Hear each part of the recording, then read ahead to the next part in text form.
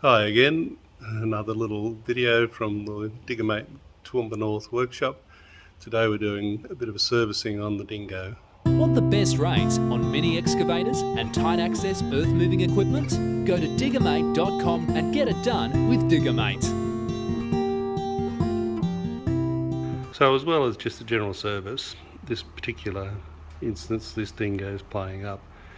It's running but it doesn't have much power, and so I'm going to do a complete service with oil, spark plugs, filters, and I'm going to also give the fuel filter system a complete overhaul, and we'll see what happens. In addition to needing a service, the base plate is also cracked all the way through, so we're going to do a repair on that as well. So the right hand spark plug's pretty straightforward and easy to get to. Just pop the cap off. We can use our socket to get in there with normal socket spanner.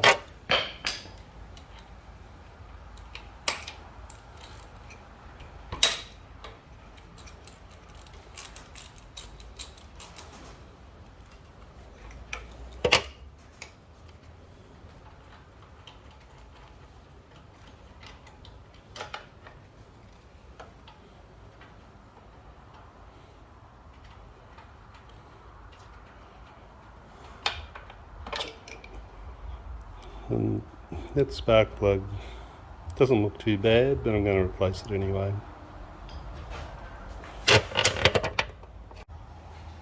The left hand spark plug, on the other hand, is not so easy to get to.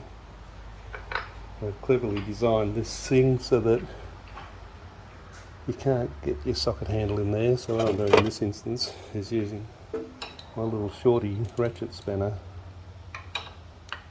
to undo the socket, the spark plug I should say, if I ever get it around the right way. There's going to be a lot of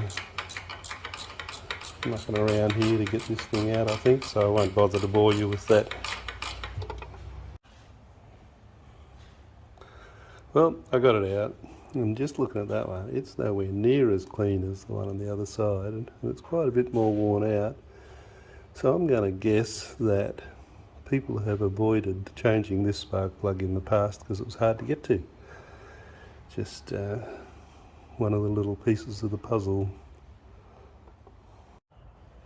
Alright, let's drop the oil. So this hose will have been tucked up under there. I've pulled it out so I can get to it. And this is connected directly to the sump and the engine. And I'm just going to take this bung out, or this plug out.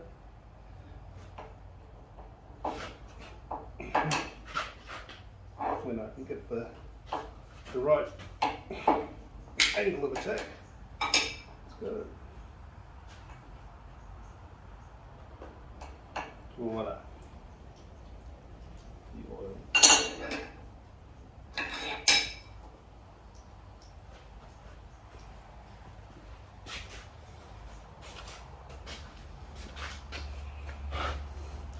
And the plug is a JIC fitting, and so I'll just clean it up. There's no need for a new washer or anything that seals on that little taper there.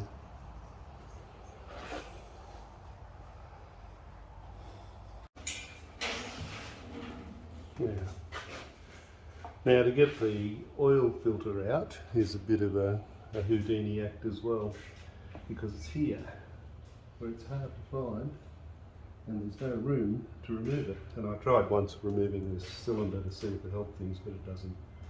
So you need one of these little collars, a filter removal tool. I'm going to want to turn it that way, so I want that to come over this way.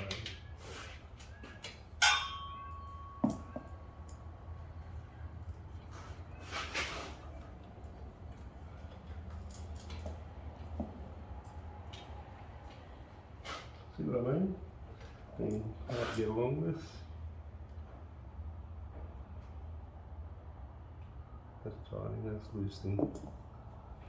No, luckily, last time I put the filter on I didn't over tighten it, so I can do it by hand. Now, the thing about this filter, you can never get out of there, looks promising, is it's a short version. So the filter that's what do you call it, specified for this motor won't fit into the space. So you've got to get a short version of this filter.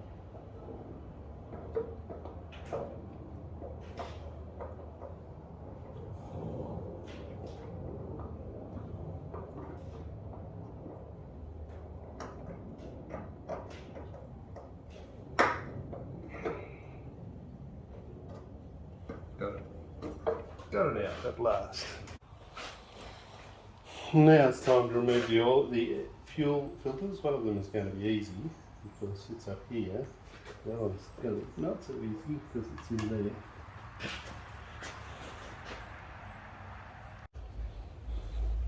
I also have some fuel in the tank as well, so I'm going to have a little bit of fuel on the ground, so that's why I have put a tub underneath the machine which I can run the fuel into.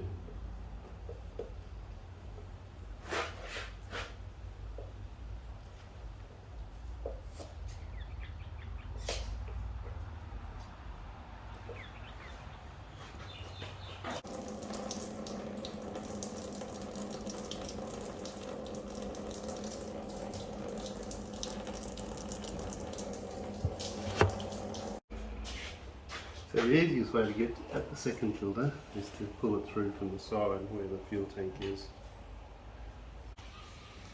So that's all the parts that are going to need replacing: the 2 air filters, the oil filter, the 2 fuel filters and the 2 spark plugs. The fuel filters disappointingly don't have much in the way of identification, but I know from reading the manual that one of them is a 25 micron and one of them is a 5 micron. So I'll see how I go getting those, and I'll come back in a little while when I'm putting it all back together. So I've got all the bits and pieces I need: the air filters, fuel filters, spark plugs, oil filter, the oil and some carby cleaner to give the carby and fuel injection a bit of a clean. I always use SAE 30 on these little stationary engines. I've found in the past that using multi-grade can cause problems. Let's see how it all goes together and what happens when it's all in.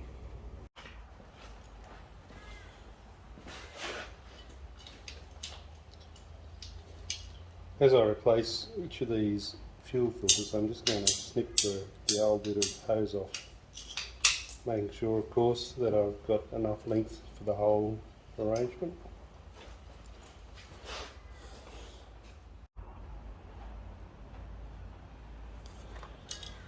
The other thing I like to do is snip a little bit of extra off here so that it's the right size for the hose. And the other thing is there's an arrow. I don't know if you can see the arrow just there.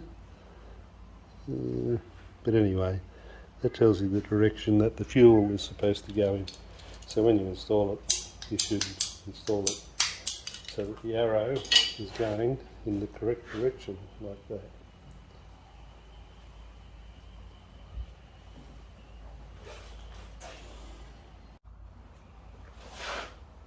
So I'm not going to bore you with the details of putting the filter in, but before I put the filter in, I always put a little bit of oil around the lip there to lubricate it.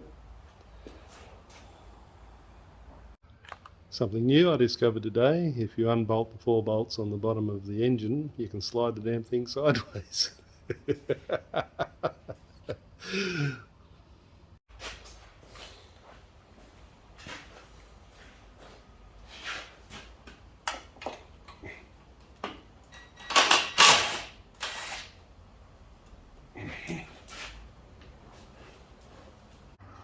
As you can see, where that bolt's sticking down, the base plate for the motor is slotted. So you can loosen it off and slide the motor sideways to get to the left-hand spark plug and the oil filter more easily.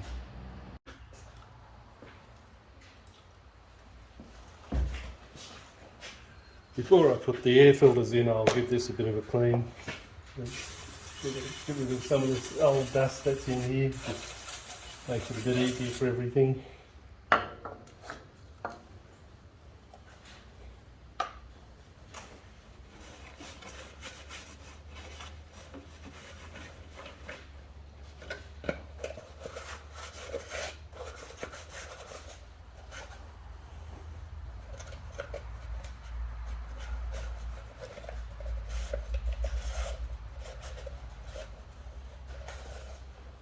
Nice and clean and dry, ready to go.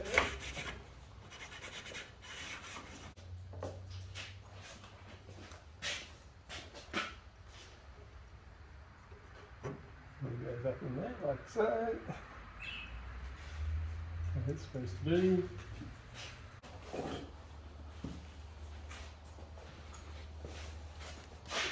One goes up in there like so. How it's supposed to be. And then this little fella here, that spigot, goes at the bottom.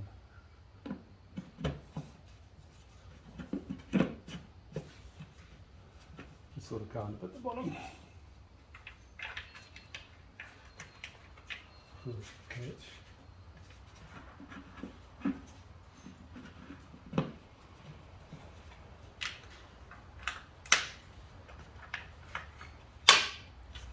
That's it. Now the time has come to fill it up with oil. Normally I use a funnel to get into the spout there, but funnily enough the bottle of oil came with its own spout, so I'll use that. The other thing is, of course, that I've cleaned all around there with some degreaser, and I've cleaned the cap. I've made the cap nice and clean so that I'm not introducing any dirt into the clean oil. That's always important. So the dipstick is indicating full. But remember, the oil filter is still empty, so I'm going to run the engine now and then dip it again and keep topping it up until it's all full. So it's running again after the service, but it's still not behaving itself. It still lacks power, and a series of diagnostics have indicated that it's the right hand side fuel injector that's the problem.